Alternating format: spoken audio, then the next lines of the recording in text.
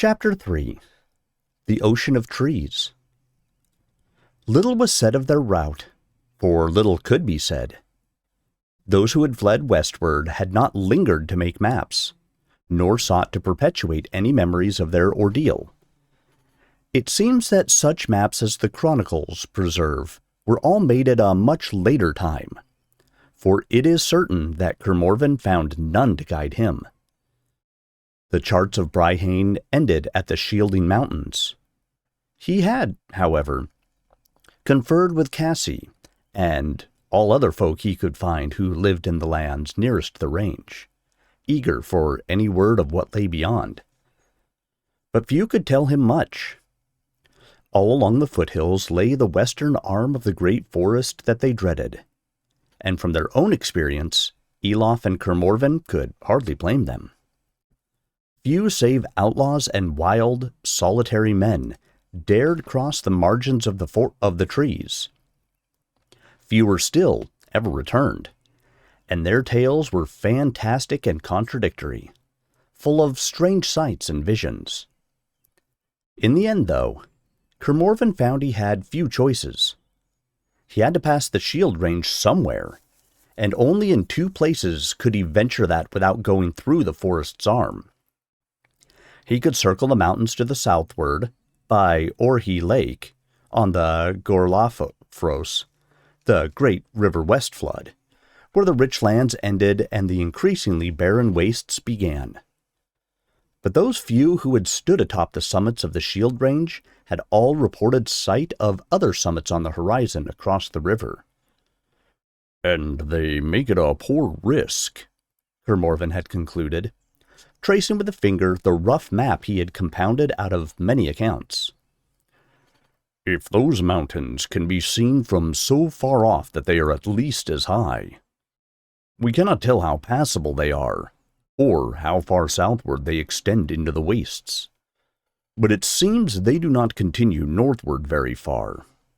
Not as far as the passes in the west of the North March, level with Eilen and Armin, our northernmost towns. And between those passes and the west flood, we know there lie the open lands, hilly and lightly wooded, easy enough going. So that way lies our road, I guess." "But could we not turn further northward still?" wondered Elof. "Are there not wide gaps in the shield there, where the rivers come down?" "Aye, the shield breach, but that is past our borders. Those are the debatable lands still, doubly debatable now that the Ekwesh holds so much of Nordeny. And see what lies west of them, those uncanny marshlands of yours. Through those gaps run the rivers that feed them, swelled by the meltwater of the ice, and all it brings with it. That is no safe way for us." Elof shrugged. "What is, since we seek the forest? And once I felt almost at home in those strange fens. But I agree. Wastes to the south, war to the north. By all means, let us seek a middle way." The trek north and east was long, for at first they had to take the coast way that skirted the forest's westward arm. But on the high road, the going was quick and sure. Only shelter for sleep was wanting, for all the roadside inns and post houses had been devastated by Ekwesh foragers, and the dwellings in the lands around, from peasant cot to high mansion, had fared little better. These grim reminders along the wayside, like so many hollow teeth, sharpened their vigilance. Some of these foragers, stranded by the sudden flight of their fellows, might still be lurking in the land. Such folk as had returned to work their fields dwelt behind hasty palisades, greeting all outcomers with anger and suspicion, and, in truth, they had little enough to spare for hospitality. Outside some gates, brown-skinned bodies dangled on gibbets, and whether Ekwesh or northerner, none could tell. Travelers on the roads were even less trusting, and many fled precipitously at the very approach of the company, or at the sight of darker skins among it. Such troubles eased as they turned steadily further inland, where fewer reavers had reached. At the ford of the river Yermlek, boundary of the North March, they encountered a strong guard of the March Warden's garrison, posted there by Cathel to watch for strays. It was in these inland regions that Kermorven had thought the outlivers of Bryhane should seek refuge in wartime, rather than in the overcrowded city, and Elof could see why. They were rich, warm lands, untouched as yet by war. The company fared more comfortably a while, but came at last to the ending of the roads in the upper valleys of the Yermlek. Sound tracks carried them a few leagues further along the steep, grassy slopes, and after that, paths maintained by the little farms they served. But one hot morning, when they stopped to buy refreshment at one of these, on high ground above the Yermlek's narrowing gorge, they found no onward path. Dense woodland spread across the slopes ahead, growing thicker and darker the further the eye followed it. They had come once again to the margins of Aithanek, the lesser forest. "That'd be right, my lord," croaked the little old man who poured their ale.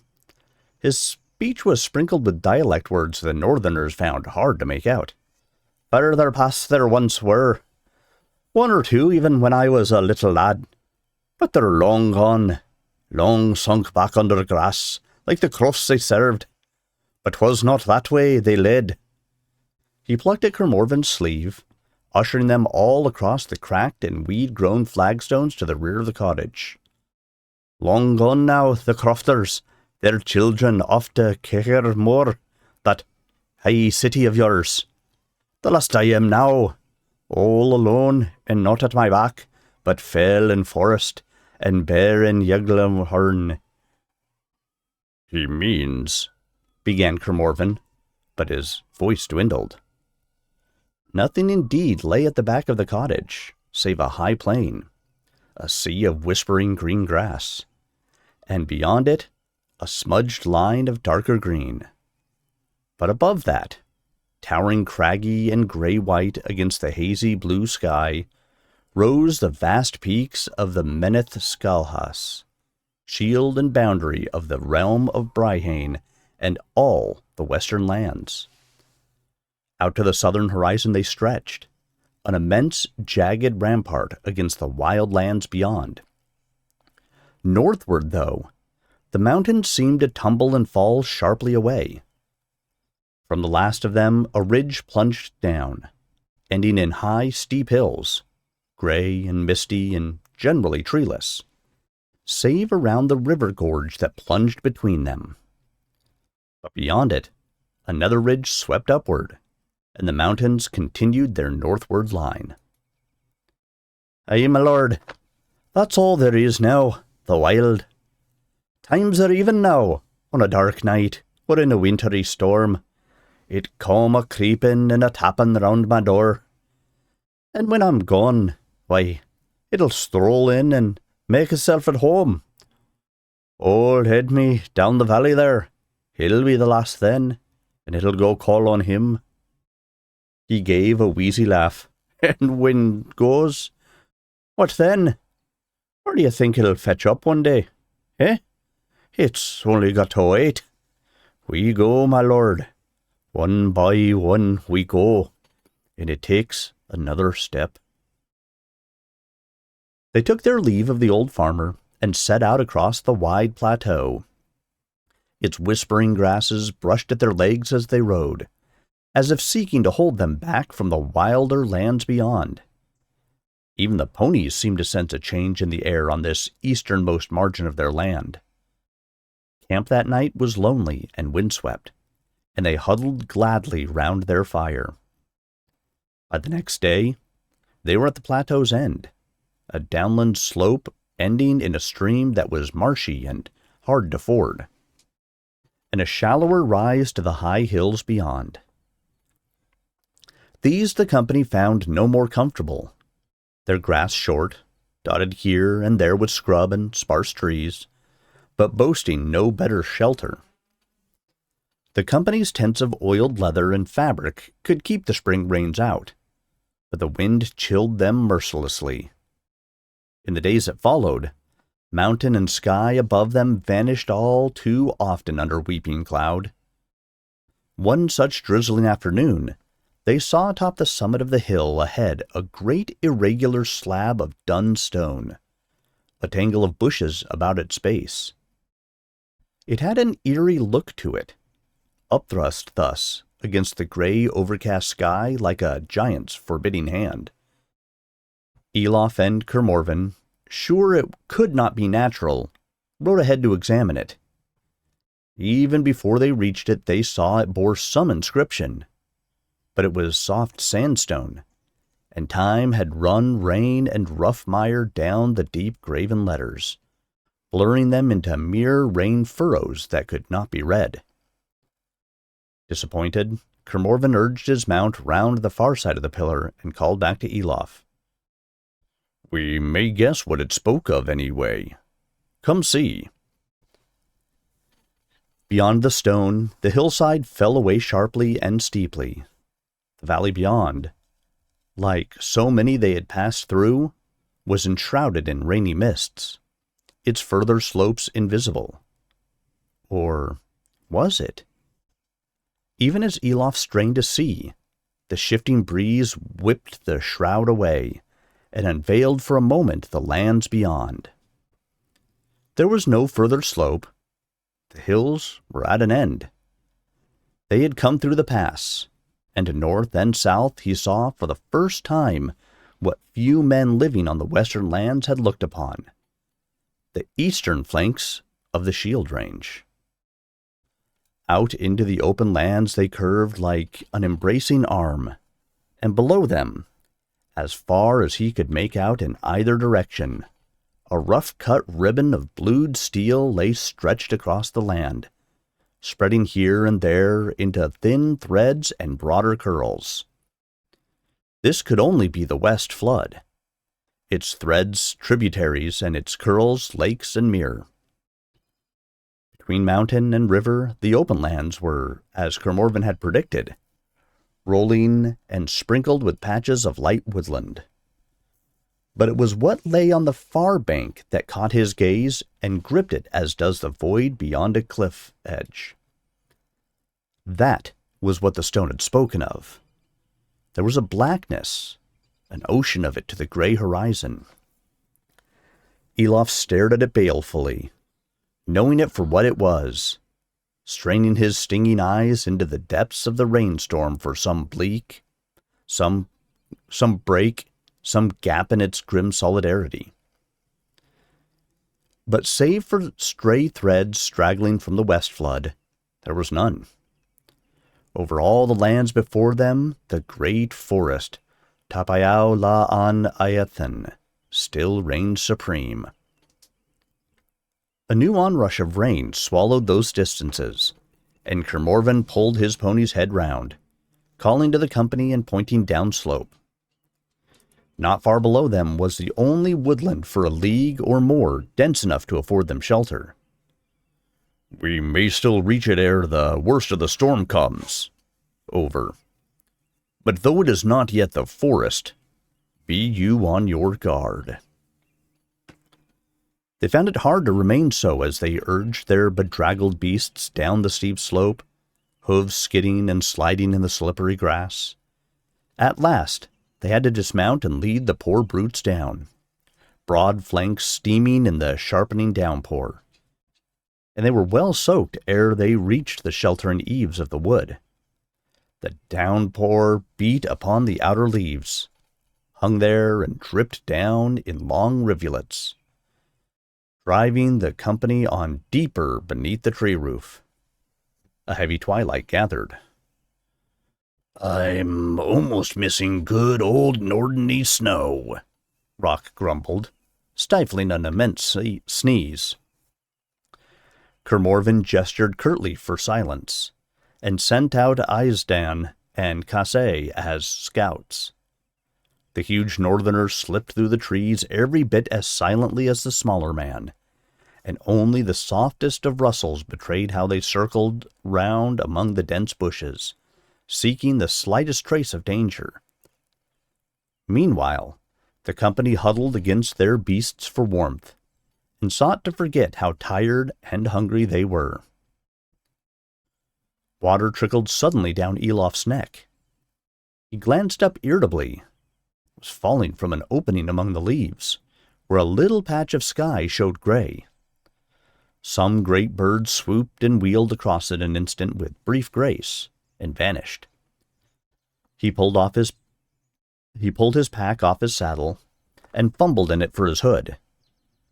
Then he heard a soft crackle behind him, a sudden tang of smoke, and the thin midge-song of damp wood steaming. He spun round to find his townsmen heaping up twigs upon little tongues of leaping red. A thin thread of white was already blowing here and there among the branches above. Holvar squatted on the ground, happily clicking his flint and steel. "You thrice-damned idiots!" growled Elof.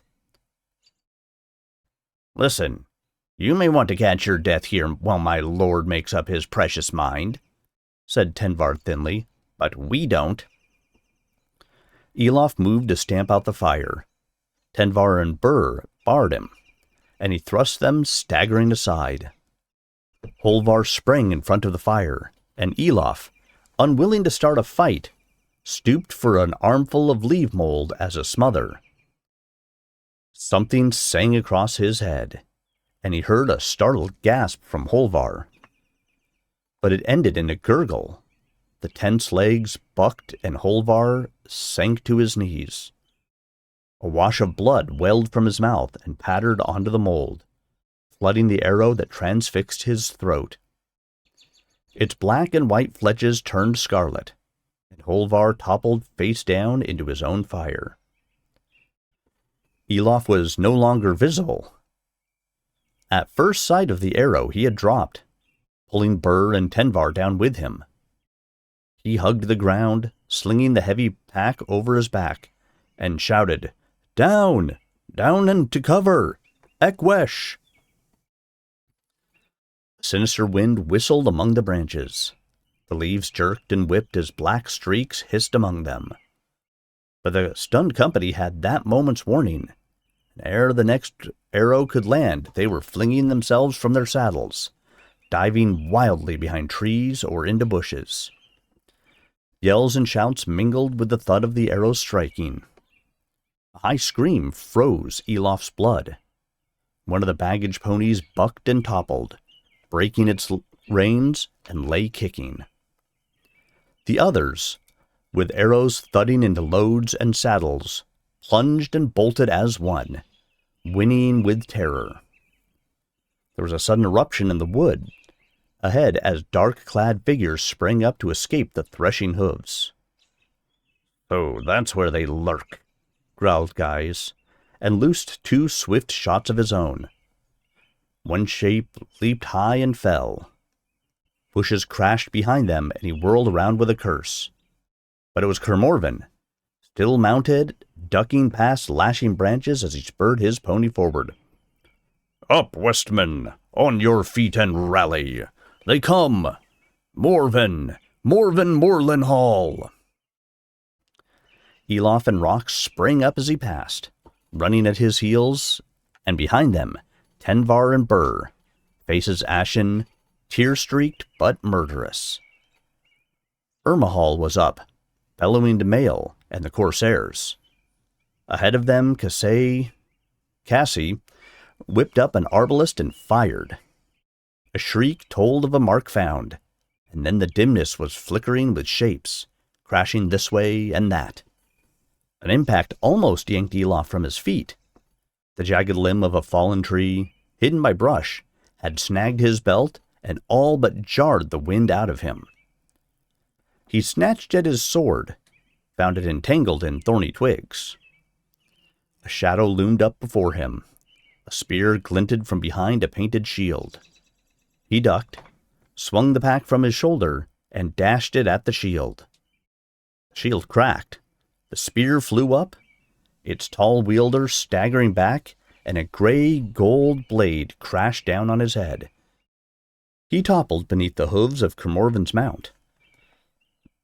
It stumbled as a warhorse would not have, and Kermorvan fell heavily from the saddle.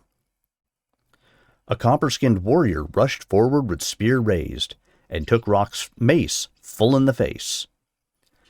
Elof struggled to free himself, till a dull gleam caught his eye among the spilled pack at his feet. It was the great hammer. He had not replaced it in his tool pack. Even scoured clean many times, some taint of death still seemed to cling to it, clouding the identity the true smith must feel with his instruments, and he had feared lest somehow it contaminate the rest. Now it seemed to blaze before his eyes, and there was no denying its power. "So be it," he cried. "Smite metal no longer. Come and temper men." It felt almost as if the hammer leaped into his hand. Through branch and brush it smashed, and barely in time he was free. 3 shapes closed in. 2 spears crashed where he had been. He felt hot fire sting his leg, and it leaped to his head. With a yell of sheer anger, he caught the hammer in both hands and swung a great scything arc, whirling on his feet with the impetus of it. Momentarily, the world became a smashing, shrieking blur, and then he was bounding clear and striving to get his bearing among the sudden skirmishes that erupted through the dense thickets. Then it was as if time stopped. A new sound rang through the clamor of the wood, a discordant, blaring cry of menace in the near distance. Heads turned, blows faltered on both sides. It seemed to Elof that neither side knew what to make of it. From behind him came a blood-curdling yell. Mael the boatswain rushed madly past, whirling his cutlass about his head, and fell upon an Equesh warrior as huge as himself, who stooped and thrust with his spear in one serpentine lunge. Mael's jerkin burst asunder, and the spearhead leaped out between his shoulder blades. But the force of the corsair's rush bore him down the shaft. His heavy blade chopped once, convulsively downward, and the warrior's head sprang from his shoulders. They tumbled together among the moss. Another Equesh poised his spear, and Ermahal leaped to catch it. For an instant they swayed, struggling. Then the captain's massive shoulders flexed once and turned the Equesh spear down into its wielder's body. More Equesh rushed on him, then flew apart like wind-blown leaves as Kermorvan surged out of the bushes.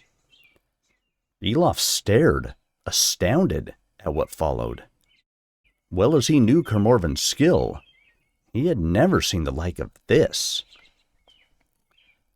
Into the thick of the foe Kermorvan plunged, hewing to left and right of him, cutting, thrusting, bounding, twisting, whirling around to counter some new blow, always that trace faster, yet minutely precise, never still, yet wasting no movement. It might have been a dance of death, for spear and shield splintered where he struck, and his sword trailed scarlet streamers in the air, which seemed to float on an unfelt wind.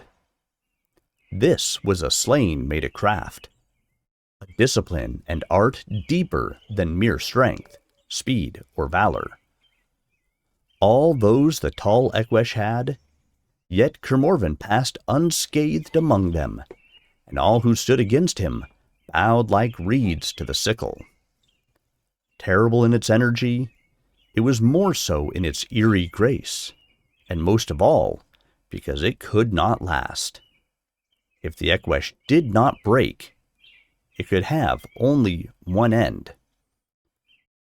And even now, a huge white-haired warrior, a chieftain evidently, ran up with one of the bowmen, pointing frantically at Kermorven. Elof gathered his wits and sprang to aid his friend. The archer took swift aim, but even more swiftly Elof whirled the hammer and flung it. The archer whipped round and fell, bow and breastbone shattered as one, and the chieftain, taken aback, sprang away. Elof caught up the hammer and thrust it into his belt as he ran, ripping twigs from Gorthar's hilt. At last the black sword sang loud and deep from the scabbard. It was as if it found answer. Once more that jarring call rang among the trees, much nearer now. The Eqwesh heard it, heads turned, and they fell back. With 3 quick strides, Kermorven was through their ranks and away among the trees, crying out, to me, Westmen! Rally, and we'll hold them!" He turned to Elof, who pounded up beside him, and added, "If we can. These are no mere foragers. There must be nigh on 100, and they were lying in wait." "But how?" gasped Elof. "And where are the others? Mael's dead." "I know," snapped Kermorven, spitting blood from a split lip. "And the rest scattered with the Eqwesh hunting us down. We must gather." A wall of painted shields swept out from behind the trees. Elof swung Gorthar high in a spray of severed leaves to hew down at the shield before him. Then it dropped, and he saw the taut, feral grin, the spear poised at his unguarded breast. But suddenly, it was as if a swift cloud rippled across the scarred face.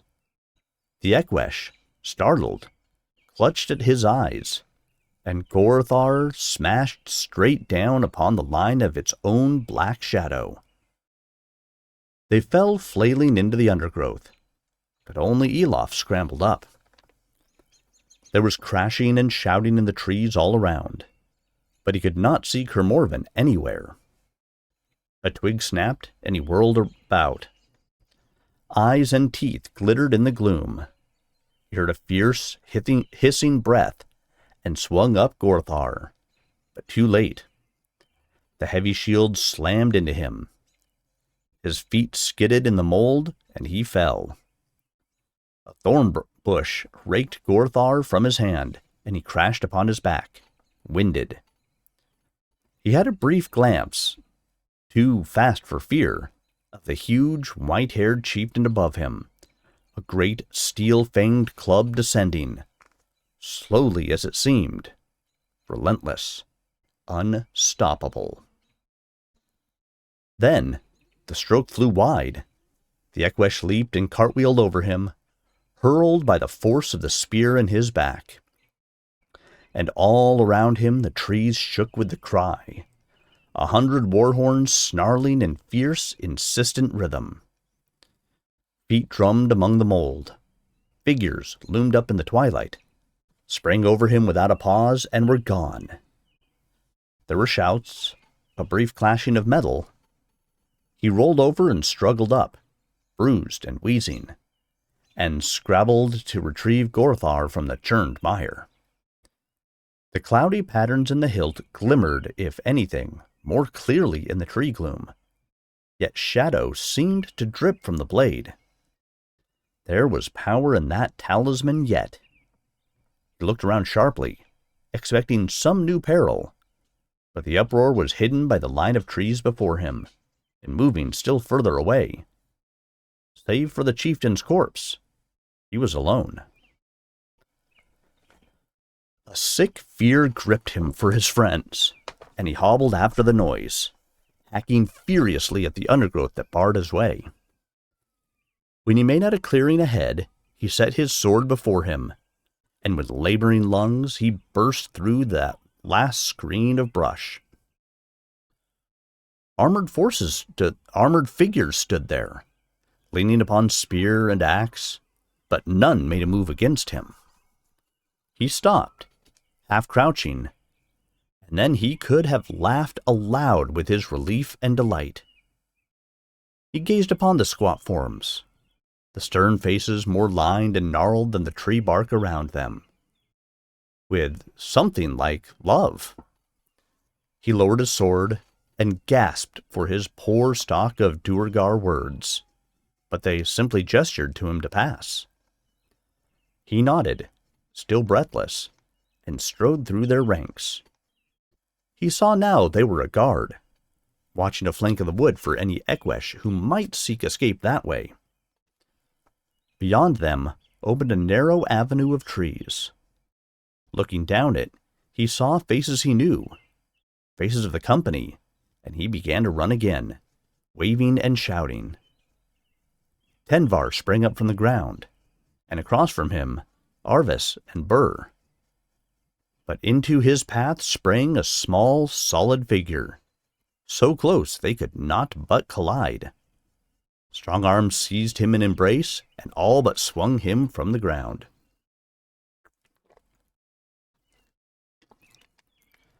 "Ugh, you've grown heavy," gasped Ilse, and she laughed and wept all at once. Elof whooped with delight, crushed her to him, and kissed her so hard the light helm she wore tumbled from her dark curls. Then he stopped, looked up and around in renewed concern. "Ilse, how? But Kermorven, Rock. Still hard on the hunt with my folk. Most of your company is safe, I think. We feared you might have been taken." "No, the fight passed over me. That was all." He hugged her again. "But how by the powers came you and your folk here, at the moment we needed you most?" She snorted and jabbed a mailed fist into his stomach, none too gently. "You're as bad as those ice-worshipping man-eaters. Never give the mountain folk credit for being able to look downward now and again. We count these lands between mountain and river ours, though it's seldom now we fare abroad in them, save to seek wood. I came this way homeward, and found the land alive with Ekwesh, a huge force of them hurrying south, combing all the lands west of the river, setting pickets on every path an eastbound traveler might take. There was hard doing then, I can tell you. I was driven well out of my way southward, but I reached the mountains at last. Our gate garrisons thought the Ekwesh too strong to challenge without good reason, but I guessed you poor fools might try these passes. So I had them set a special watch in the hills and sent word to Ansgar." Elof rumpled her hair. "And your watchers saw the fight here in the deep woods? Sharp eyes a Duergar have gained this last year." "No, loon. Our sentry saw an Ekwesh band enter the trees, as if to set a picket. The watch were only awaiting the dark to come down off the hills and deal with them. But the sentry saw your company approaching, and summoned the garrison in haste. Did you not hear our horns as we hurried down the track? We knew we might be too late, so Ansgar ordered them blown in the hope of scaring the savages off." "Ansgar? Your father? He's here?" "Indeed I am, journeyman," said a deep voice. Elof released Ilse and whirled around. He seized the hard, calloused hand held out to him, and sank to one knee, wondering. "My master, again you step in to save us." The hard planes of Ansgar's face were as stern and intense as ever, but the smile playing about his thin lips and his dark, wise eyes hinted at the depths of kindness beneath. Behind him, flanked by grim-faced Duergar, others of the company came straggling out of the trees. Kermorven, Rock, Ermahal, Cassie. the greater part of the company alive. Ansgar had indeed saved them, and their quest. But you should not have risked yourselves in war. The great Durg laughed and raised him up. I would hate to see my good schooling go to waste. He rubbed his shaven upper lip, as if to suppress a sly smile. In any event, it was my duty. I fear we may soon face these new-come men in our northern passes. As well the lord of the Duergar should learn something of how they fight. The lord? Ilse grunted. They chose him in succession to Andvar. He thinks it a blessing not undivided. So, it appears we have a friend in high place, said Kermorven, and added dryly, or a deep one. But you, Elof, I'm glad to see you whole. He had you, that spearman. They all fell upon me ere I could help. How did you escape? Elof told them of how he had set the talisman, and Ansgar asked to see. His gnarled fingers, like twigs of old oak, chased the dark clouds as they coursed across the hilt, traced the outline of what lay beneath. I marvel. You were wise not to throw this thing away. But have a care. There is much of you in that blade, and in binding it there you have bound the forest close to you. More than one virtue is held here now. Useful enough was that one, said Rock cheerfully.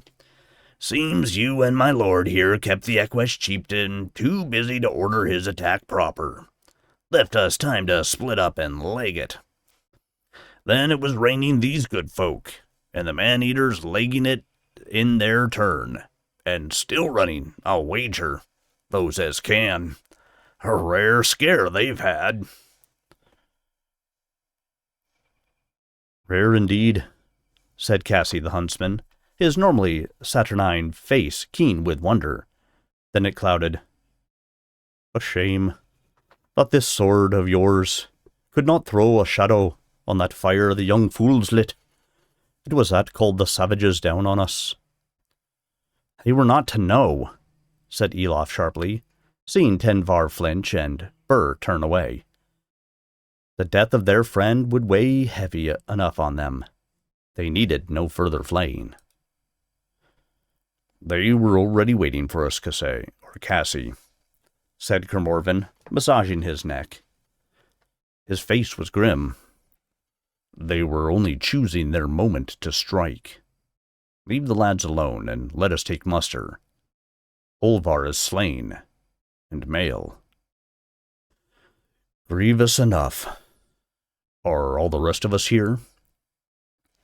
They looked, one to another, faces crusted with mud and mold and smeared blood, some grim and stern, some haggard with shock. Shoulders sagged or quivered with shock and tension suddenly released. Elof felt himself shivering, suddenly weak. There was only one more face he could not see. Ermahal jerked his thumb. Erkex, over there. Spear through his thigh meat, but the little men are conking him fine. Good, breathed Kermorven. I feared it might be worse. And the ponies? We catch maybe 4, 5, volunteered a Duergar warrior. Maybe more now. Bags were torn loose among trees, many. We gather them also. Kermorven bowed his head gratefully. Then we may be in better state than I feared. Ever more deeply in your debt, my lord. Friends need not talk of debts, smiled Ansgar. As you said yourself once, we fight a common foe. Well, you are weary and hurt, but we must not linger. These lands are alive with the barbarians, and those who fled will summon a mighty horde. You must go with us a short way at least, northward, beneath the mountain shadow. If the eaters of men tread there by night, they will not live to learn better. Come." It was a weary group of travelers who filed back out of the wood and up into the hills. Many already looked longingly at the last glow of sunset in the skies above their own fair land. But the young northerners looked back towards the wood where their comrade had fallen, and the corsairs also. The smoke of a larger fire arose there now, twisting skyward against the weeping clouds. Ermahal scowled. "Let the savages see it, and make feast of their own if they've stomach." Though it was less than a league the Duergar led them, it seemed miles uncounted to the travelers, their limbs leaden, their wounds pulsing fire in the cool breeze. But when they staggered and slipped on the rocky slopes, a short, square-built figure was always at their elbow, saying no word, but bearing them up with care. The men gazed wonderingly at these stern creatures, whom they could no longer think of as vermin or idle legends. Ilse held by Elof's side, and he was glad of her. Only Kermorven, striding out with Ansgar at the fore, seemed not to be weakened by their ordeal. But as he turned to look at the smoke of the burning and the wreck of his company, the horror and anger that seethed behind his eyes were not hidden from Elof. The Duergar brought them to a little dell among the slopes, hidden from view behind a screen of scrubby birches. A spring rose there among tall stones, but there was no more to be seen till one of the stones was tilted smoothly back into the hill, to reveal a wide stone chamber in the rock. "Shelters like these we make for our watchers and woodcutters," said Ansgar, ushering them in. "When they go abroad in these lands, or into the forest. Here you can rest and be healed of your hurts in safety." He looked at Kermorven, still pale and grim, standing apart from the others. "And we may take counsel, perhaps, to help you on your way." A fire could be lit in the wall hearth, its smoke cunningly dispersed above the rushing waters. The company hastened to slump down around it, but Elof turned to Kermorven, and with him Rock. Ilse joined them, bearing water and salves to tend their wounds. Kermorven sat silent and unspeaking. "You need not reproach yourself," said Elof. "How are you to know such an ambush was prepared? You took precautions enough." Rock nodded vigorously, but Kermorven shook his head. "I was careless, nonetheless," he said quietly. "Too much concerned with the perils of the forest, not enough with what might be nearer at hand. But you mistake what troubles me now. Ilse, the Ekwesh force was hurrying south, you said." She nodded, tending a gash on Rock's cheek. "At a killing pace, even for their long limbs. A large band. Those you face today would be a 10th part of it, no more." Kermorven's face hardened. "So, then they had some tryst to keep. And what others than with us? They knew we were coming. They were summoned to picket all the likely passes and waylay us. Summoned, aye. Another treason. Another betrayal. There are still spies within the city." Rock swore. "And able to send word northward damned fast." Kermorven nodded. "Exactly. This is no tentative gesture. It smacks of swift and deadly scheming." He shivered. "Did I hope for 10 years' grace ere the Ekwesh returned? Rock nodded grimly. We'll be lucky to have one. And what worth does that leave our journey? We might be better employed shaking some sense into the city. Elof fought to force down the laughter that welled up in him from a spring of sudden hope. And that's what's weighing you both down? You doubt the worth of our journey. But are you too weary to see the other side of that coin? We may not know the worth, but it seems our enemies do. High enough to have them send 1,000 men running to forestall it, for a start. Rock thumped fist into palm.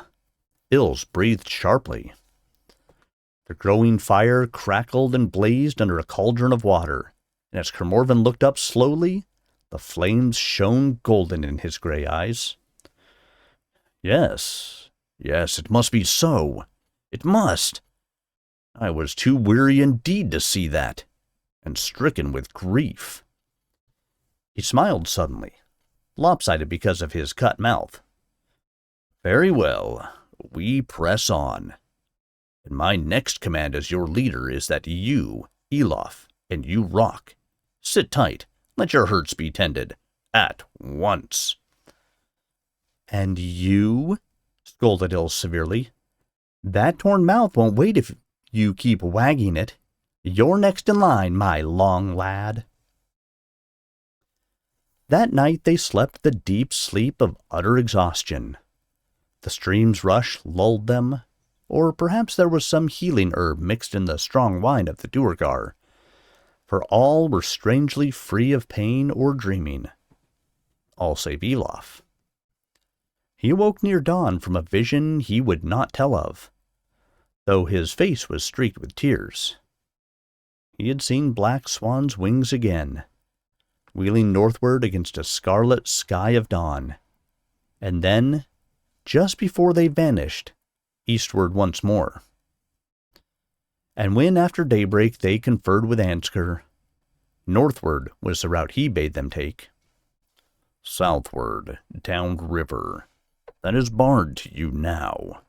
The hunters know you are about, and can follow you out of our range. But if you turn north, we can shield you a while, and cover your tracks with our own. Kermorven sat deep in thought. That is kind indeed, Lord Ansgar. I thank you for it. But our way lies eastward. Sooner or later, we must cross the west flood and enter the forest. Why not here? Ansgar nodded. Sooner or later you must indeed. The Duergar do not often enter Aithen the Great, but we know something of it.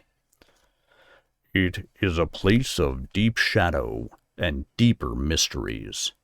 Many spells and many secrets, small and great, are worked in the gloom beneath its dark canopy. It is not a land into which I would willingly send a friend. But since your quest leaves you no choice. He drew a small brass case from the sleeve of his tunic, and opened it to unfold a long sheet of the Duergar reed paper. Craning over Kermorven's shoulder, Elof recognized the snaky backbone of the shield range, drawn in finer detail than he had ever seen before. Ansgar's blunt finger traced a long blue line running alongside its eastward face. Here is Gorlafrost, which flows from the very margins of the ice to the southernmost borders of your land. Swelled by the meltwaters of the ice, it has carved itself many wide lakes and outflows. This one, the greatest, flows through the shield breach and feeds the marshlands that Elof knows.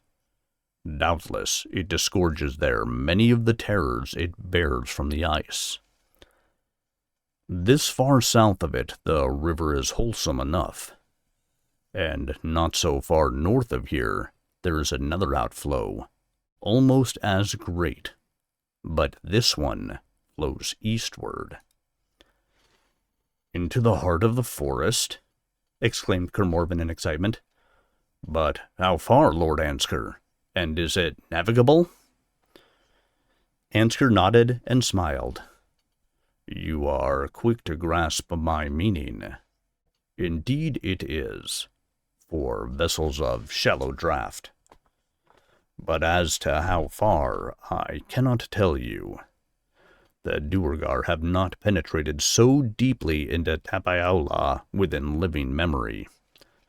It is said to end in a lake, within sight of some tall mountain. That is all I can say."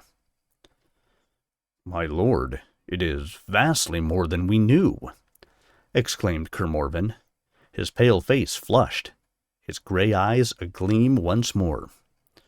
"You have given me a surer road, where I thought to find none." "Surer, but not safer," cautioned the Duergar lord. He hunched his broad shoulders uneasily. "You may have slipped the Ekwesh from your scent, but there are perils, perhaps worse ones. No road is safe beneath the trees." "But this one we will venture," said Kermorven softly, as a silken surcoat over steel. "And since you have recovered so much of our baggage, and beasts enough to carry it, we will heed your advice, and leave soon. Within the hour, if your folk are ready." "But what about Peric?" put in Elof. "He can ride, but he won't be fit to walk far for a long time." "Him we must send back, I fear," said Kermorven. "He can take such of the riding ponies as we can spare. We will only keep the baggage beasts, and set them free to make their own way south again, or into your land, Ansker. From this point forth we will fare better on foot." He touched his mouth gingerly. "I have proof of that. Beware of galloping among low branches." Peric protested bitterly enough, but underneath it, the corsair seemed glad enough now of an excuse to withdraw without cowardice. The broad Ekwesh spear had torn his legs so terribly that none could dispute his reason. They saw him off an hour or so later, mounted on Kermorven's strong pony, with 2 other beasts and an escort of day-hardy young Duergar to see him across the hills in safety. "He will say no word in the city of our chosen route," said Kermorven grimly. "Tidings of that, at least, will not reach the ears of spies. Now, let us be on our way." "At least we won't lack much," said Tenvar, who had seen to loading the ponies. Elof patted the bulge of his recovered tool-pack reassuringly.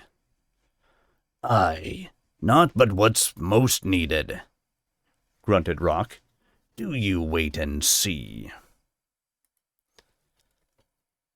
But he, too, was cheered, for it was a fine morning, and the sun warm and soothing upon their aching limbs. Most of the Duergar, save Ills and some younger warriors, pulled hood and helm low to shade their eyes, and muttered about being frozen one minute, fried the next. Elof and Kermorven sympathized, remembering the seasonless, cool twilight under stone, and were happy enough that the Duergar's chosen route led north, for the most part under cover of thick woodland, or in the twilight. "For the Ekwesh have the long sight of sailors," Kermorven observed, "and their shamans, it is said, may call upon the service of other eyes." Elof thought of the swan, but said nothing. He looked at Ills, deep in some converse with her father, and remembered the biting suspicion in her voice. "She is this Louhi's," Ills had whispered, "and not yours. After a quiet journey of many days following the river, the travelers came to a fair-sized lake, the first of those that Ansgar had mentioned, and passed through the dense woodlands on its banks. When they reached the far side, in the light of a gray morning, they found themselves beneath the outermost curve of the Meneth Skahas, and looked across hilly country, bleak and treeless, to a whole chain of lakes. "Here the open lands live up to their name," Ansgar told them. "Too open for the Duergar, I fear, and too far from our mountains. It is here we must part." "My lord," said Kermorven fervently, "already you have done more than we would have dared ask. I cannot imagine how I could repay you, but we will not forget." "Humph," was Ilse's comment, though Ansgar frowned at her. "And your folk? True, they can't forget what they won't learn." Kermorven flushed scarlet, with shame or anger, and she chuckled and jabbed a plump finger into his ribs. "Oh, don't worry, Long Man. I know you mean well." "And not just him," put in Ermahal unexpectedly. "We've learned us, and we're not what you'd call the cream of our folk. More like the dregs, all counts rendered. If we can, so will others, or take a sore brain bone on account." Ansgar bowed with great gravity. "We are honored, good sirs. But as it happens, we have thought of some repayment you can make now, high though the cost may seem." Kermorven looked guarded. "What might that be?" "A hand in this venture of yours. That you let us share its hazards and its success. We also came from the east, many long ages before you men. The roads we took lie now under the ice. As well we should find some new ones, and learn how the Eastlands now stands."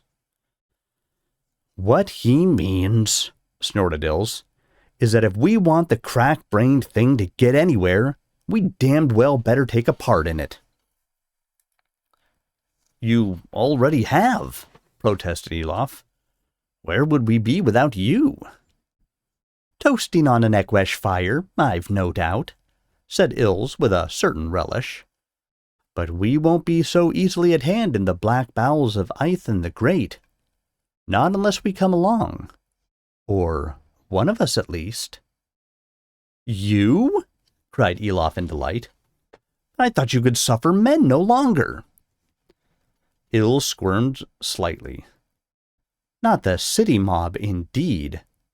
But this crew of yours is not so bad, though rough. I'll endure them."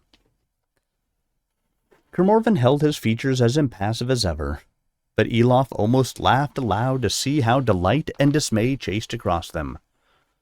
"My lady," began the warrior with strangled formality, "you would be welcome, most welcome, but the unknown, the dangers."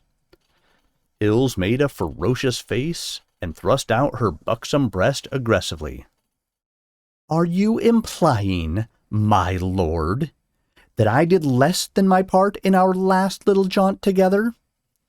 She ran a speculative finger along the silver-inlaid axe-blade at her belt. "Because if you are—" "I believe that is settled, then," said Ansgar smoothly. Elof looked at him. "It is no small treasure you send with us, my master." "Treasure!" snorted Ilse corrosively. "Little enough lost to those stuffy caverns, when there's real work for the Duergar in the wide world." "I fear she is corrupted," said Ansgar with mock severity. "She grows more human every day. Well that she has a chance to weary of it. But, in all seriousness," he added, a little sadly. I feel as she does. We have remained hidden too long, retreating before the changes of the world. We cannot retreat forever. Our numbers dwindle. Our young folk can look forward to nothing new. Even our smithcraft grows weaker in our eyes, when such as yours, Elof, virgins now among men. Something must change, and perhaps this journey is its beginning. Few of us are more able than ills, and fond enough of men in their daylight to share in it. He smiled.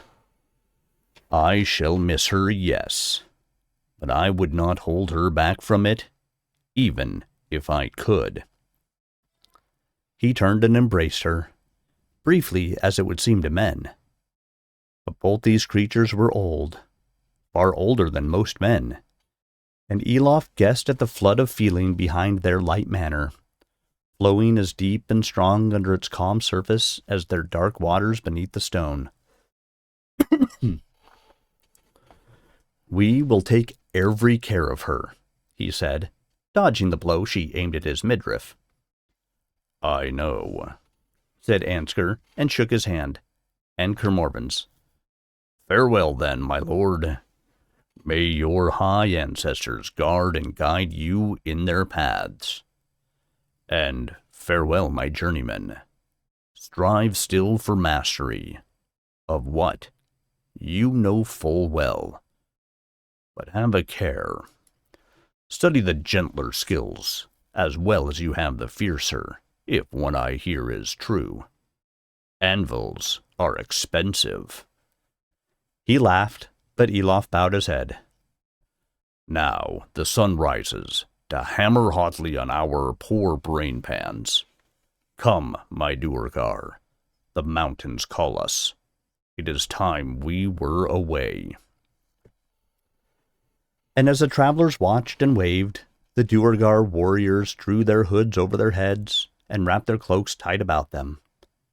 Then they bowed, once, with stiff courtesy, and seemed almost to dissolve among the shadows of the wood. So silent was their going. But Ilse looked up at Elof and smiled. He smiled back uneasily. You had some other reasons for leaving the city that you would not say. Oh, those. Ilse shrugged. As bad a way as near, I found. That's all. Elof understood only that she would say no more, and changed the subject. Ansgar said the Duergar also came from the east. When was that? Ilse's reply was stark. When the first men set foot on its shores, we fled you, as you the ice. Going among the ponies as they made ready to depart, stooping to check a loosened girth, Elof heard a voice he recognized as the Corsair Borges. Not such bad little tacks, Lamma. Have them for me, said a harsh voice that could only be Cassie's. If you'd been a hunter like me, you'd know. There's more than one thing walks the woods in a human shape. Some you steer clear of. Some, well, you can treat with 'em. But Duergar, they're uncanny whites, and good riddance to 'em, I say. But what about the lady? That was a coxswain Dervis, with his coarse chuckle. Her shape not human enough for you? Bounce and prow on her, agreed Borhi enthusiastically. What's it do, Cassie? Feared of her axe? Aye, she can swing it, by counts. I'll bet a human whore, or none, growled Cassie, displeased. My sized slaughter any Duergar vermin they found, and string 'em up to dry on the trees. Leave that bitch to the northerner, the tinker boy. He's near as uncanny, him. They moved off down the line, leaving Elof boiling with rage. It was as well, perhaps, that Kermorven gave the signal to move off just then. Yet, even as they emerged into the open lands, Elof had no eye for the view, no taste for the fresh breezes. He walked by himself at the back of the train, and neither Tenvar nor Burr dared disturb him. In the Corsair's words, he found no harm, and even a certain admiration. But every word of Cassie's he longed to ram back down his throat, and his teeth after. He embodied the Southron's worst prejudices. He had a mind of mud and filth, that man, despising those who had come to help him, reducing Elof's friendship and affection for Ills to the lowest level, and to him the most obscene. As if it could be so. For a moment, Elof lost himself in a hasty distance, a waking dream of Kara. Kara, slender amid peril and moonlight, the gleam of her dark gaze, the last agony of loss. Then other dark eyes rose in his mind. Another thought, a stealthy intruder, tore him out of his dream, all prepared, undefended. What he felt for Ills he knew, indeed. But what might Ills feel for him? The idea clawed at him. She was not even of his race. She was older by a lifetime than he, and much wiser in the world's ways. With all the might and craft of her ancient race at her back. And she knew of Kara, had glimpsed her, perhaps, in the tower.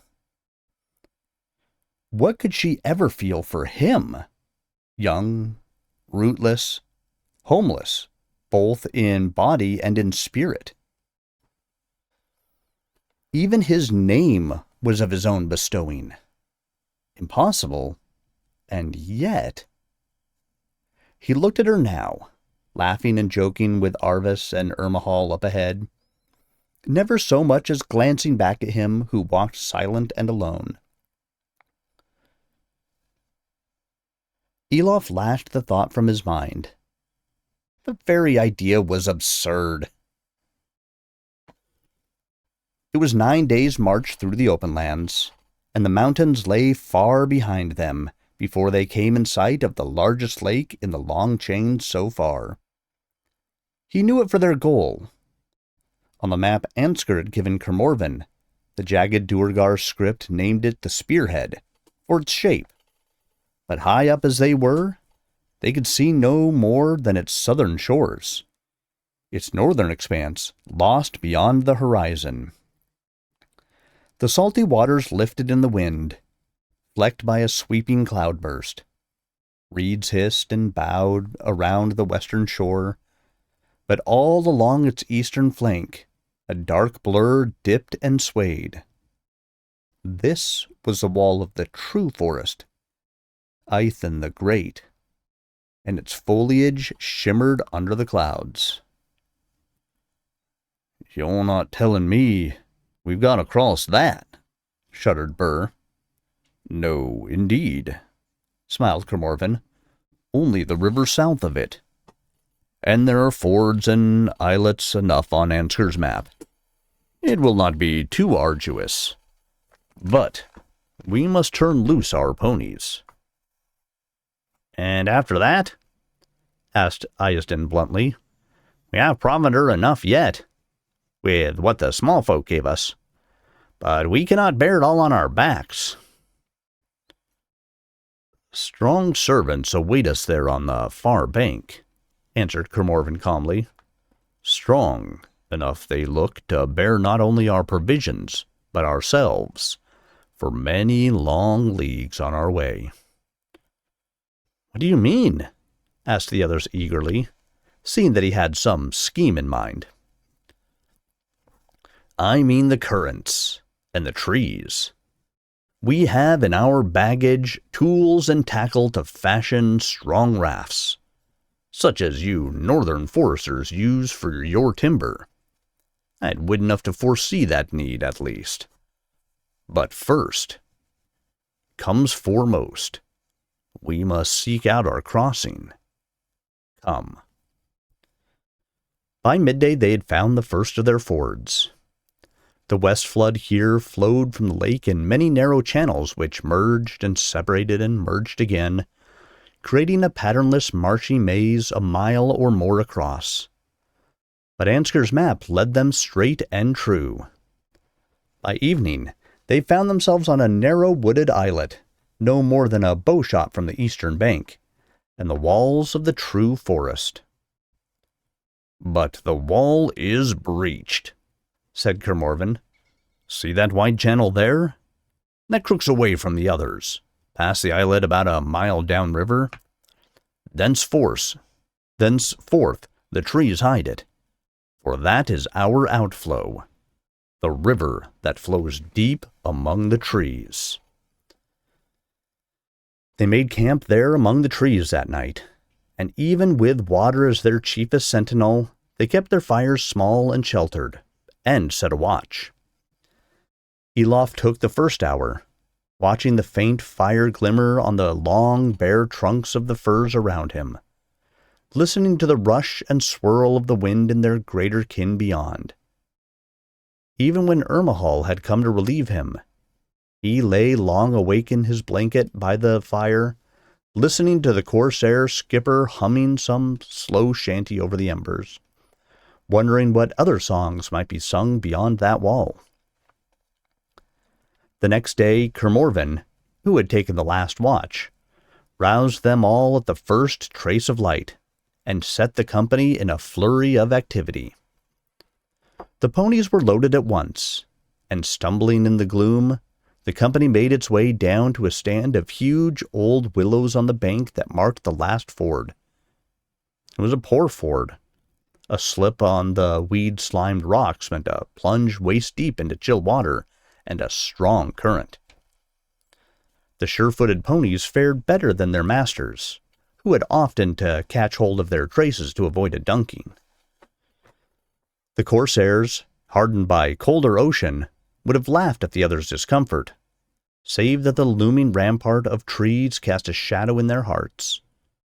Nobody felt eager to make much noise, and they even cried out and cursed in whispers. But when at last they reached the far bank, the dawn glowed behind the trees, with a welcome promise of warmth.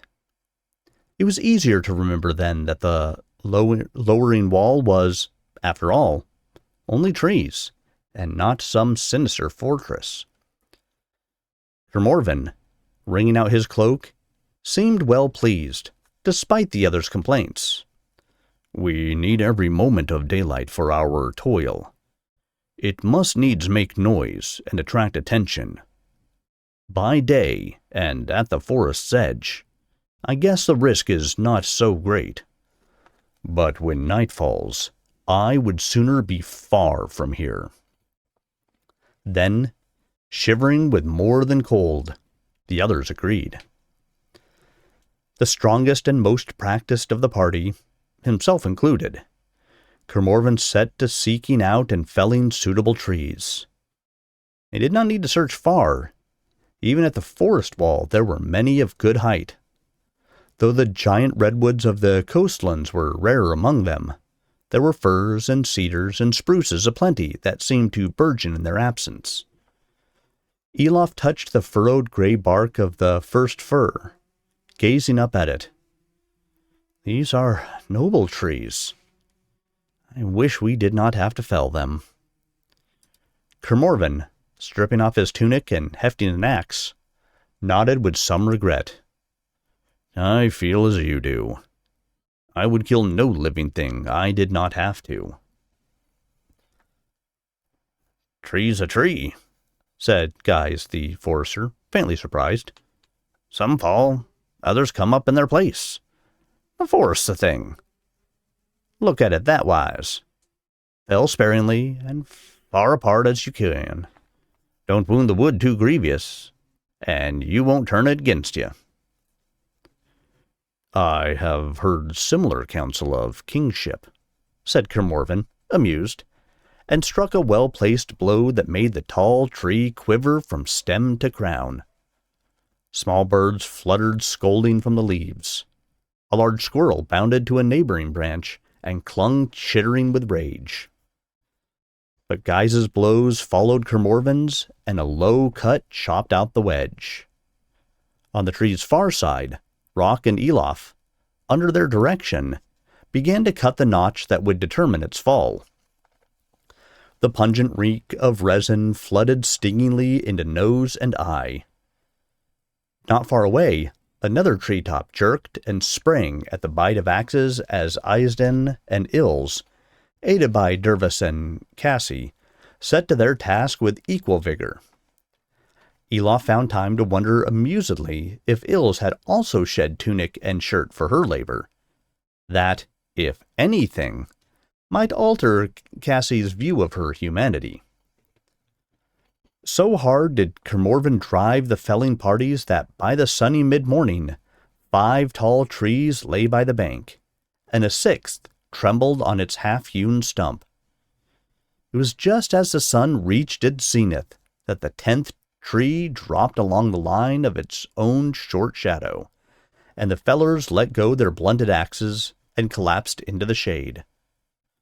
Only Kermorven stayed aloft, goading on the others of the company whose task it was to trim branch and root and, with the ponies, to drag the trunks to the river. Though his lean frame ran with sweat and his voice had thinned to a croak, his endurance seemed endless. An hour or two later he came striding back from the riverside with a leather water bag and splashed it over the exhausted fellers. "Come and marvel," he called cheerfully, in his normal ringing voice. "You will have days ahead to lie idle." Groaning and cursing, they struggled up and shuffled after him. But when Elof reached the bank, he was indeed surprised that so much had been done in so short a time. There, bobbing high in the current, 2 long rafts were tethered.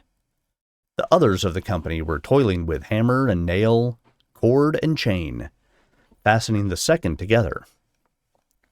Ills came along to join him, curls straggling from a refreshing douse in the river. He noticed she was fastening her tunic. "Look solid enough, don't they?" she laughed. 4 good trunks for each, with the half of a 5th on either side, and both longer than that little corsair boat of ours. And see what the northern lad's about." On the completed raft, Tenvar was even putting together a makeshift canopy, roofed with leafy branches. "We'll ride like lords." By the late afternoon, both rafts had their canopies, indeed, and all the baggage was aboard. All that remained was for Guys, with Arvist and Tenvar, to turn the ponies loose upon the western shore. Even Kermorven, in all his impatience, was loath to abandon those game little beasts under the forest shadow. In the open lands, they would find good grazing, and perhaps make their way back to the North March, where they would fare well enough, wild or tame. But leading them back took time, leaving Kermorven anxiously eyeing the sinking sun. At last, as the shadows lengthened, they espied the 3 drovers picking their way back across the last difficult ford. Arvis fell in once, and Tenvar many times. Guys plucked them out by the scruff of their necks like puppies. "They're too small, heave 'em back," jeered Cassie, but his raucous laughter rang alarmingly loud among the trees, and the others glared at him. "Quiet, Cassie," commanded Kermorven sharply, as the 3 came straggling ashore. "All well, guys? Then to your rafts, and cast off." He drew on one end of the forward mooring line. The knot slipped free, and with long poles they thrust the leading raft's blunt bow out into the current. The line that linked it to the second raft thrummed taut, and Elof jerked the moorings free. An eddy sucked at it. The blunt-nosed logs ground and jarred against yellow mud, and the water grew suddenly thick as milk. But poles, and the pole of the leading raft, freed it, and together, as the sun fell behind the trees, the rough craft leaped out into the smooth onrush of the west flood. Its flow was faster than it had seemed from the shore, and they found themselves hurled forward at a smart pace, with the breeze whipping at their hair. The younger folk of the company whooped with excitement, Ills loudest of all. Rock's cry went almost unheard till he seized Elof's arm and jabbed a hard finger at the receding shore. "There," he hissed, to be heard through the river's rumble and rush. "There, below the cedars. Can't you see 'em?" "Not a thing. No, a few boughs shaking, perhaps. Some beast?" "With such like eyes? They were watching us, no mistake. Really watching. But not like a man's, neither." "Green? Cat-like? The forest folk have such eyes." Rock shuddered. "Not so wholesome. Just two gleams. Slanting. Yellow. Maybe they caught the last sun. I don't know. But they sent a proper chill through me, they did." Elof looked around. Nobody on the leading raft seemed to have seen anything, and nobody else on their own. Ermahal leaned unconcerned on the steering oar. Tenvar and Burr sat in the bows, enjoying the ride, and Arvis dozed peacefully on the baggage. Only Cassie gazed at the shore, and he gave no sign of having seen anything. "I believe you none the less," said Elof quietly. "Whatever they were, they prove one thing. Kermorven did right to goad us hence so fast. I would not now care to linger by that ford after dark." Rock nodded. They were glad to see Kermorven ahead of them shift his weight on the steering oar and take the raft further from the bank, aiming it straight down the center of the stream that flowed down the divergent channel. Their own matched it smoothly as Ermahal followed suit. Kermorven's way with boats he had gained chiefly at sea, and so he had taken Ills to advise him, skilled at sailing the shadowed mountain rivers, and put Ermahal in charge of the second raft. The skipper was probably the most practiced waterman of them all, whether on sea or river, and he seemed glad to be at a helm again. His screwed-up eyes scanned the river ahead with keen appraisal, watching every little shift in the water's flow as they passed between islet and shore. And when they rounded the sharp turn at its end, it was he who called the first warning. Ahead of them, like an outstretched limb of the island, a low shelf of rock thrust out halfway across the river, just below the surface, so that the water bubbled and foamed across it, like a natural weir. It was onto this that the current was carrying them, faster already than a horse could gallop, and with no chance whatsoever of steering for the clear channel. "Down and hold 'em!" yelled Ermahal. Elof saw Kermorven fall on his steering oar and sweep it from the water, and after that, there was little any could do save throw themselves flat upon the logs. With a booming crash, a dreadful scraping, the first raft hit, slewed sideways a moment so Elof feared they would strike it amidship. Then it was lurching up and over. Elof saw its stern bounce and settle.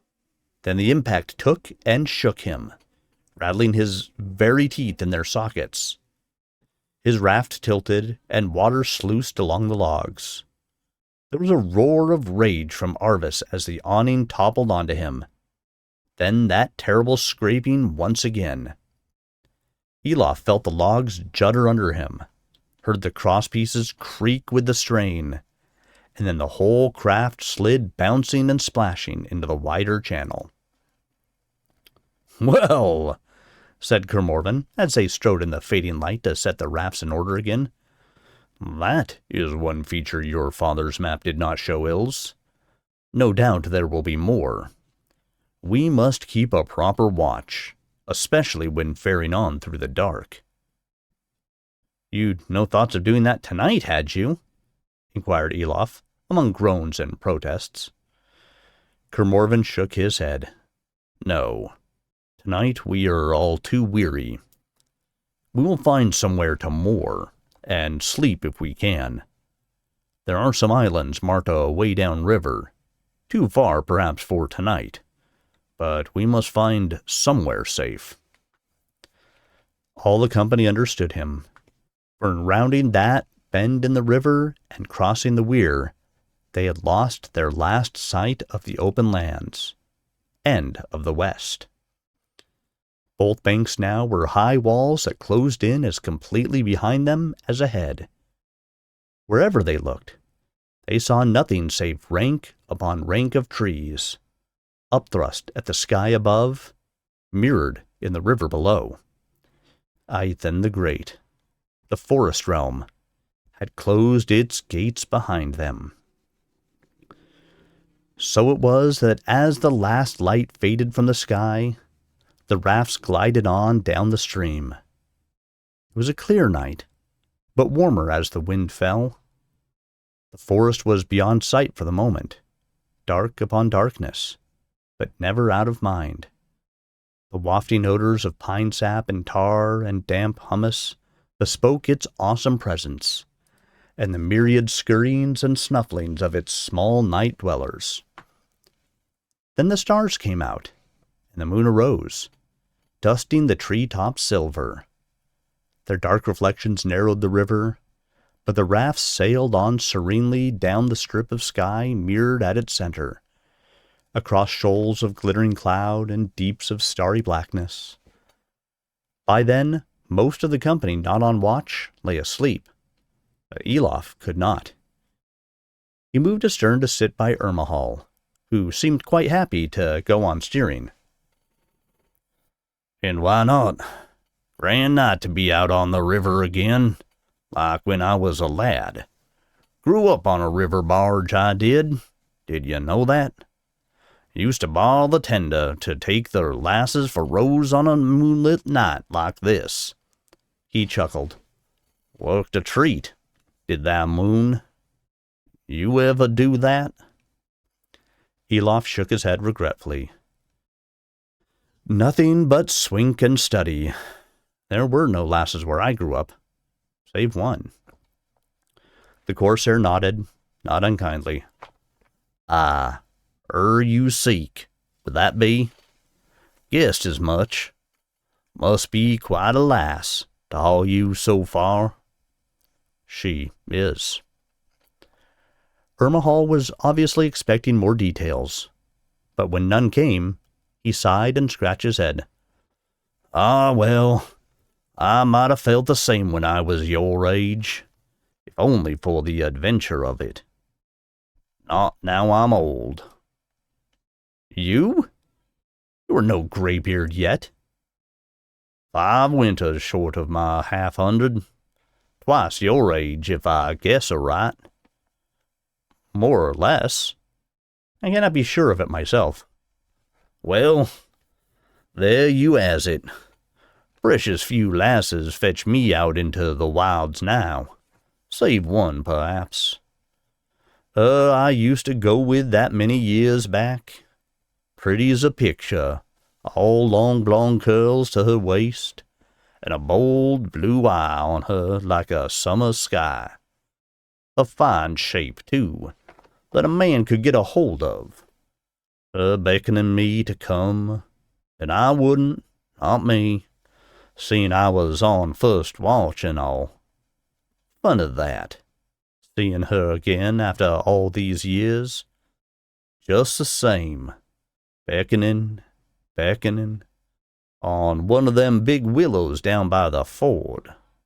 Fancy." Elof looked up in astonishment.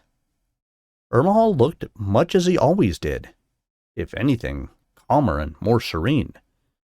The moonlight seemed to have smoothed away some of the salt-hardened lines from his broad face. Perhaps that was why he was wandering in memory, seeming to talk of his memories as if they were only of last night.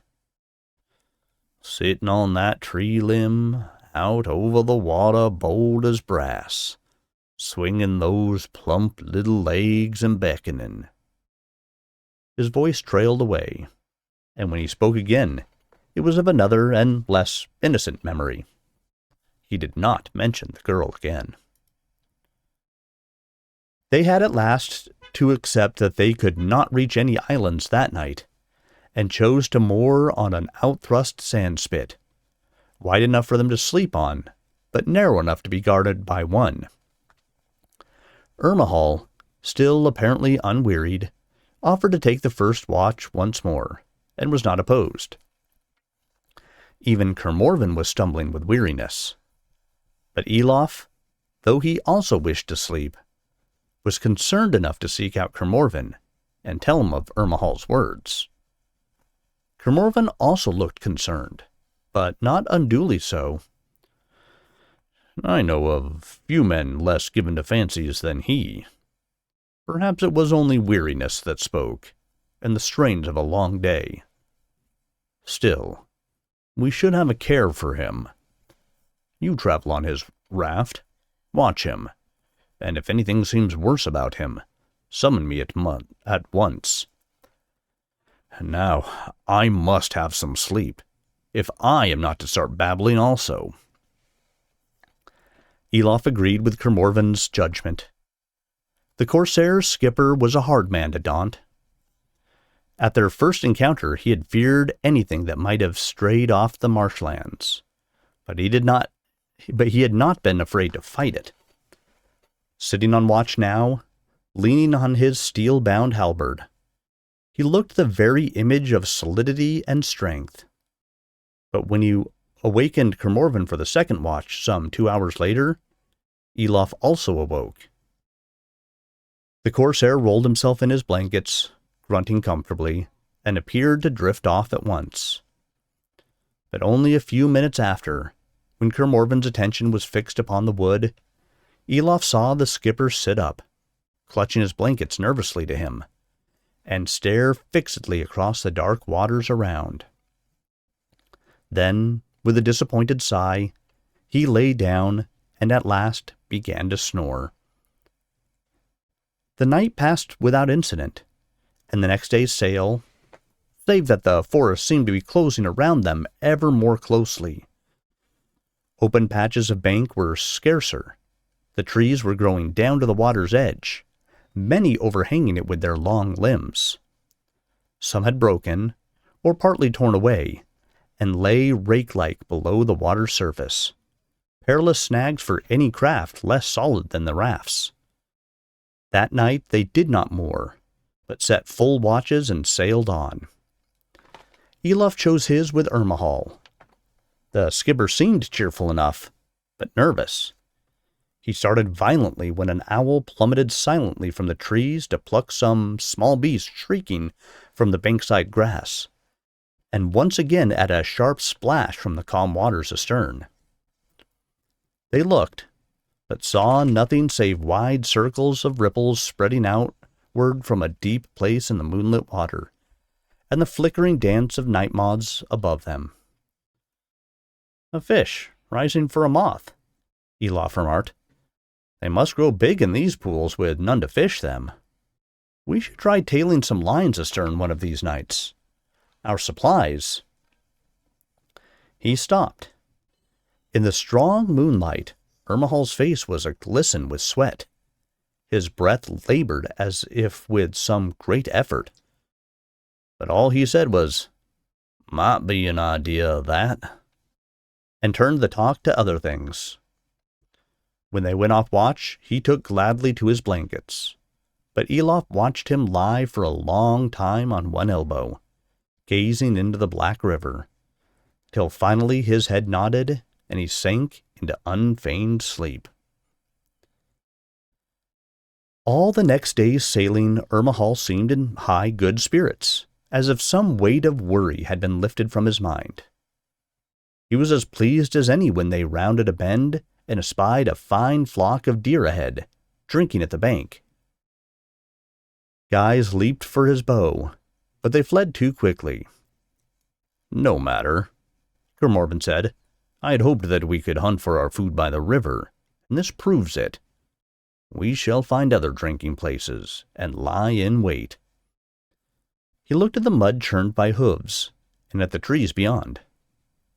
Interesting, though, that the beasts fled so readily, as if they were accustomed to being hunted by men, or folk like men. Ilse bit her lip thoughtfully, looking at Elof. "You mean the tall ones? The children of—" She seemed reluctant to speak the name, and here beneath the frowning tree wall, Elof was of a like mind. He felt suddenly very vulnerable out in the open, and acutely aware of the power within the woods. Memories came to trouble him. The gaze of green eyes, a voice over vast distances, ravens riding the storm wind, and for that time they obscured his other concerns. Towards evening of that day, they came upon the string of small islands the map had promised. They were nearly as thickly wooded as the shores, but seemed safer in their isolation. The company chose one well apart from the rest, and in deep water. Here, at least, they could search the brush, climb the tall willows and other trees, and be sure neither man nor beast lurked there in wait. They found nothing, not even snakes, and settled down to sleep with only one on watch. When Elof's turn came, not long past the middle hour of night, he was happy enough to sit with his back to the smooth bark of a tall tree, a maple of a variety new to him, and think his thoughts. He listened to the soft wind rush overhead, imagined it sweeping across an incalculable plain of treetops, like a green ocean, and wished he could sail over them as easily. But he was not minded to complain. Despite the horror of the Equish attack, his own quest had proven lighter by far than he had feared. Instead of wandering alone and aimless into the wild lands, he had traveled fast and with friends, and in relative peace. Whatever the terrors of the forest, it seemed they might not extend to the river.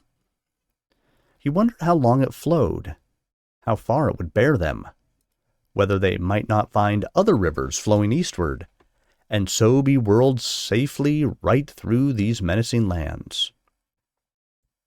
He stiffened suddenly.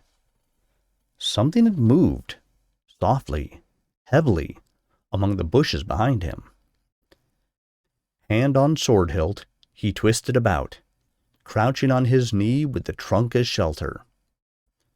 A bulky shadow stepped softly, hesitantly, among the undergrowth, away from the camp. He caught his breath as he recognized Ermahal. It had to be him. As broad as Izadin or Gaius, but not so tall. What was he doing? His errand might be natural enough, yet he was stopping and looking about, as if searching or listening. Cautiously, Elof slipped out from behind the tree and followed. Over the low ridge of the island they went, Elof keeping low among the leaves lest he be seen. But the skipper did not look back once, only turned his head urgently, as one who seeks something lost. And gradually as they went, Elof grew aware of a faint sound in the air, floating as it seemed high among the branches, then falling, rippling like laughter along the water.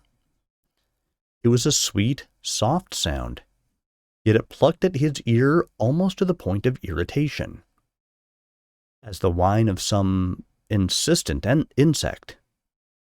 But that thought brought the shock of recognition with it. That was no insect. It was a voice. Ermahal changed his pace suddenly, went blundering swiftly down the slope to the bank, then halted, hesitant again as he emerged onto the shore. Elof followed more cautiously, for the moon was slipping down the sky, and his way was no longer so clear. He was crawling now on all fours to stay hidden among the low brush, straining his eyes to seek some trace of what held Ermahal in such thrall. It was only when she moved that he saw.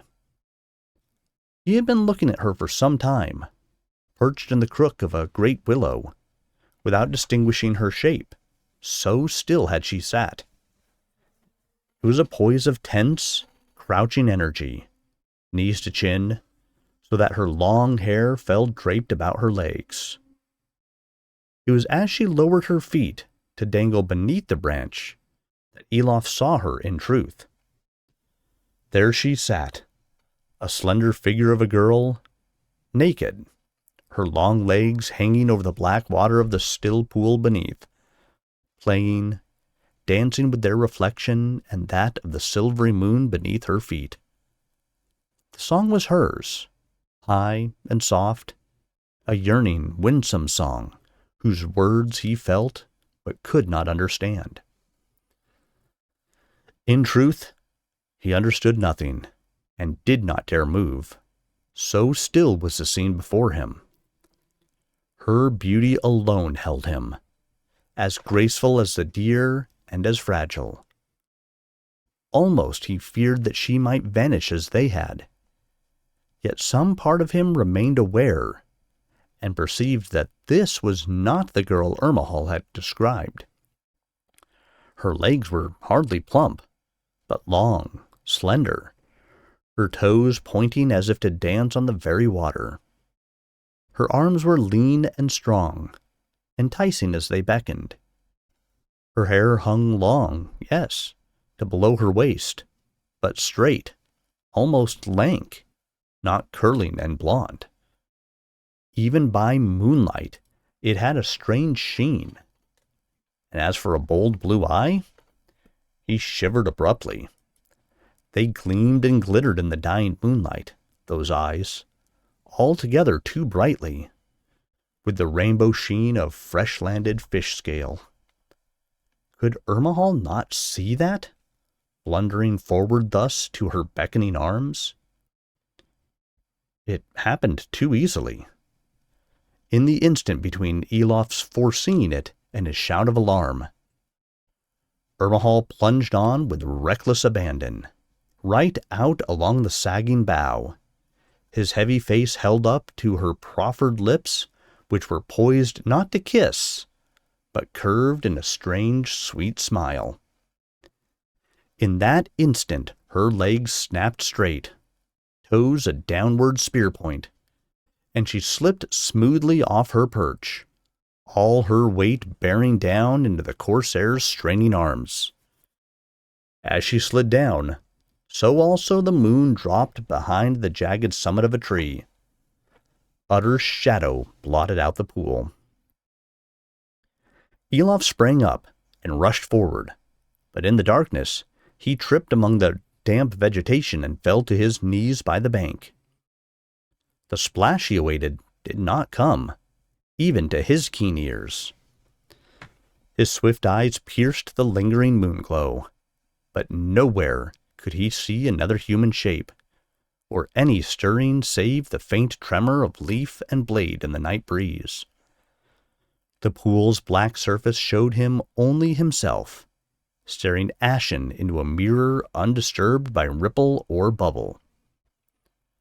He flung himself at it, shattering the image, plunging his arms into the shoulders, but his fingers raked only among slimy tangles of riverweed, and when he thrust his face beneath the surface, he could see no more. Ermahal was gone. "It is useless, then," said Kermorven wearily, glaring up at the bright sun of noon. "We must rest." He leaned against the willow, while the others slumped exhausted to the ground. Since Elof's first shout, in the dark hours before dawn, They had searched high and low for Irma or the slightest sign of what had befallen him. Even in darkness they had taken grapnels and strong lines and dragged the pool below the willow, in a long way both downstream and up.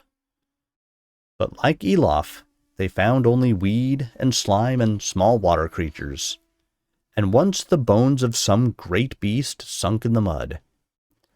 They had crossed to both shores, but there was nowhere among the trees a man so big might have landed without leaving traces the foresters could pick up. With that against them, there was little point in searching deeper into the forest. Which way, after all, should they turn among such a trackless desert of trees? "Had we only some trail to follow, a mark even," growled Dervis painfully, "then I'd tear up every bloody tree in our way to find him, even if it took a year." He shook his head. "But now, do we turn this way? That? Never dreamed a man might be lost on land as surely as at sea. Lost and gone to Amakak." Kermorvan nodded. "If I thought he lived, I would not now be resting. My heart tells me that he is far beyond any seeking of ours." Elof sat sunk in misery, thinking of his first swift clash with Irma, his equally swift acceptance, and their share in the sea fight. He had liked the fat captain, for all his past misdeeds. A rogue, but friendly one and capable. A loss to his land. A loss to the company. "As I told you," he said dully, "that was no human creature that enticed him. I saw her." "Then why did he not warn the man, or us?" growled Cassie, and spat in Elof's direction with a curious averting gesture. His eyes were narrow with suspicion. "I don't like that. I don't like it at all." "No more, Cassie," said Kermorvan sharply. "That is fool's talk, or churls. Elof's trust is beyond question." The huntsman looked to the others for support, found none, and scowled. "Well, there's nothing in the forest ever hurt me, that's all I'm saying. I've walked in it 100 times. You've just got to do the right things." Kermorvan stood up, stretching, and shook his head. "Spare me your superstitions, Cassie. You were fortunate, perhaps. You know, as I do, that many others were not. No, you heard Elof. He warned me. He tried his best to help Irma at the last. But I wonder whether any of us could have saved poor Irma. For how could we have guessed what threatened him, till it showed itself? And then, as Elof found, it was too late." Stehan nodded. "Wouldn't have had thought he'd fall for a such-like lure." "I might have thought it of others," agreed Kermorvan, "but not of him." Elof fancied that Il stole a glance at him, then, perhaps, also Rock. Strange what may linger within a man's heart. Well, he is gone, and we must live on. Ills, you have the skill. Do you take his place on the second raft. We must be gone in haste." He turned to face the company, and they saw that with his long hunting knife he had graven deep in the willow's bark the day and year, and the name of the man who in adversity had been his friend. "Back to the rafts now. Let us quit this unhallowed place. But henceforth let none of us be deceived by any vision of our past returned." There was a general growl of agreement, but as they returned to the rafts, they spoke no more than was needful. Out into midstream they turned once more. The island slipped away behind them until it was no more than a fleck of darkness upon the waters, as lost to them as the years of their own youth.